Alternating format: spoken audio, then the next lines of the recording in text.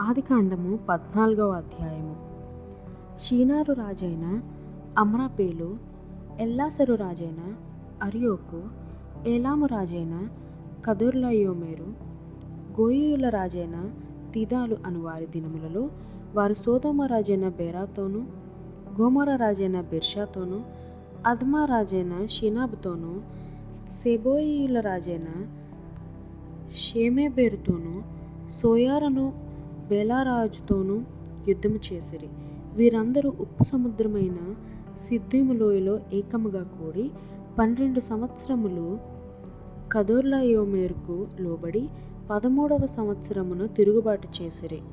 14వ సంవత్సరమున కదొర్లాయోమెరును అతనితో కూడానున్న రాజులను వచ్చి అష్టోరోత్ కర్నాయిములో, రెఫాయీయులను, హాములో, జూజీయులను, షావే కిర్యాతయిము మైదానములో ఎమీయులను కొట్టిరి. మరియు హోరీయులను అరణ్యము దగ్గరనున్న ఎల్పారాను వరకు తరిమి షేయూరు పర్వత ప్రదేశంలో వారిని కొట్టిన తరువాత తిరిగి కాదేషును ఎన్మిష్పతుకు వచ్చి అమాలేకీయుల దేశమంతటిని, హాసాసోన్ తామారులో కాపురమున్న అమోరీయులను కూడా కొట్టిరి.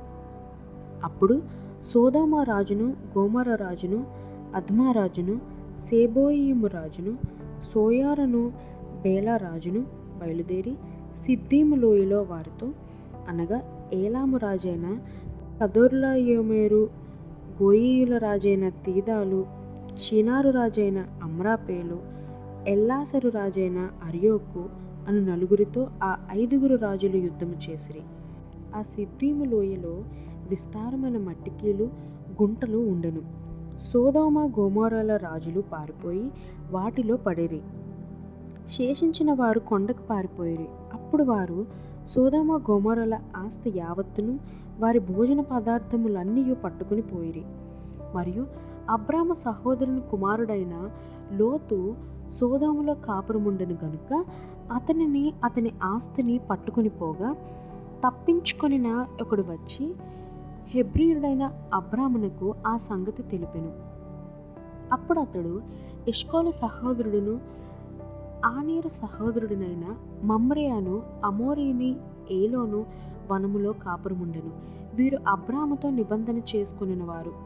అబ్రాము తన తమ్ముడు చెరపట్టబడినని విని తన ఇంట పుట్టి అలవరచబడిన 310 మండుగిరిని వెంటబెట్టుకొని దాని మట్టుకు ఆ రాజులను తరిమెను. రాత్రివేళ అతడును అతని దాసులను వారికి ఎదురుగా మోనలు తీర్చి వారిని కొట్టి దమస్కునకు ఎడమ తట్టును, హోబా మట్టుకు తరిమి ఆస్తి యావత్తు తిరిగి తెచ్చి తన తమ్ముడైన లోతును, అతని ఆస్తిని, స్త్రీలను, ప్రజలను తిరిగి తీసుకుని వచ్చెను. అతడు కదొర్లాయోమెరును అతనితో కూడానున్న రాజులను ఓడించి తిరిగి వచ్చినప్పుడు సొదొమ రాజు అతన్ని ఎదుర్కొనుటకు రాజు లోయ అను షావే లోయ మట్టుకు బయలుదేరి వచ్చెను. మరియు షాలేము రాజైన మెల్కీసెదెకు రొట్టెను, ద్రాక్షరసమును తీసుకుని వచ్చెను. అతడు సర్వోన్నతుడగు దేవునికి యాజకుడు. అప్పుడతడు అబ్రామును ఆశీర్వదించి, ఆకాశమునకు భూమికిని సృష్టికర్తయును సర్వోన్నతుడునైన దేవుని వలన అబ్రాము ఆశీర్వదింపబడునుగాక అనియు, నీ శత్రువులను నీ చేతికి అప్పగించిన సర్వోన్నతుడికి దేవుడు స్తుతింపబడునుగాక అనియు చెప్పెను. అప్పుడతడు అన్నిటిలో ఇతనికి 10వ వంతు ఇచ్చెను.